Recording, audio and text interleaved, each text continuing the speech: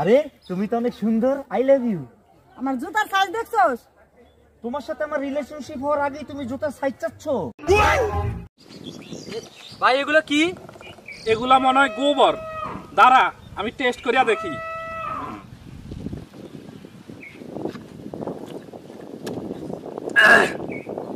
এটা তো গোবর। হ্যাঁ ইসরে ভাগ্যিস আমরা পারা দেই নাই। ল যাই গিয়া। চলেন চলেন চলেন। এই দাঁড়া দাঁড়া দাঁড়া দাঁড়া। তোমার হেলমেট কো? স্যার হেলমেট বাসায় রেখেছি। তোরা 1000 টাকা জরিমানা হইছে, বাই কর। স্যার এই লোন 2000 টাকা।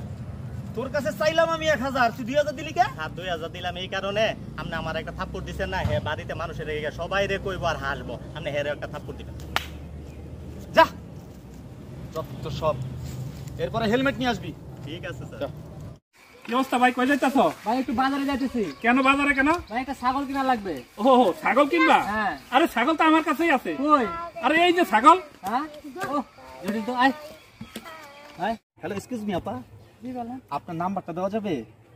এত বড় সাহস রাস্তাঘাটে মেয়েদের দেখলে নাম্বার চাইতে মন চায় না? বেয়াদব কোথাকার। এই জুতা দেখছস? একবার জুতা দিয়ে পিঠে একলা লম্বা করে ফেলাবো। না আসলে আপা ব্যাপারটা ছিল কি, সরকারি ভাবে অবিবাহিত মেয়েদেরকে ভাতা দেওয়া হবে, এই জন্য আপনার নাম্বারটা আমি চেয়েছিলাম। সরি ভাইয়া, তাহলে আমারটাও নেন, আমার ছোট বোনেরটাও নেন। এখন আর হবে না, আপনি যে ব্যবহার আমার সাথে করেছেন আপনাকে আমি ভালো মনে করেছিলাম। ছি। এ ভাই এ ভাই এই এই আগুনটা দেন তো, ভিডিও ধরামু। আরে আব্বা, এই লুঙ্গি হলো আমাদের ঐতিহ্যবাহী পোশাক। এই ঐতিহ্যবাহী পোশাক পরে আমরা যদি কোথাও যাই তাহলে অনেকেই মনে করে আমরা কাঙ্গালি।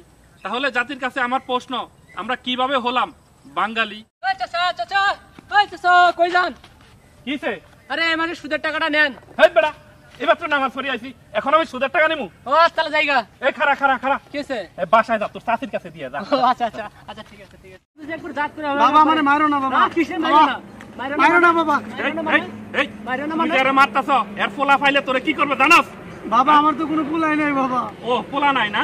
আচ্ছা ঠিক আছে, যাইছা তা কর, মার মার। চাচা চাচা ও চাচা, আরে কই যান চাচা? আরে এমাকে সুদের টাকাটা নেন। হেই বেড়া, এই মাত্র নামাজটা পড়ে আইছি, এখন সুদের টাকা নিবো আমি? ও তাহলে জায়গা এই খারা খারা খারা, কি হইছে? বাসায় যা, তোর চাচির কাছে দিয়ে যা। ও তাই, ও আচ্ছা আচ্ছা ঠিক আছে। সামনে থাকলে সবাই বলে আরে ভাই কেমন আছেন, চোখের আড়ালে গেলে কেউ কোনোদিনই জিজ্ঞে না ভাই বাইসে আছেন নাকি মরে গেছেন। আমরা টিকটক করি বলে মানুষ আমাদেরকে নিয়ে অবহেলা করে, ঘৃণা করে। আরে ভাই, একজন টিকটকারকে সালাম করা উচিত, কারণ তারা বৈদেশিক ডলার কামিয়ে বাংলাদেশে এনে বাংলাদেশের অর্থনৈতিক উন্নয়ন ত্বরান্বিত করে।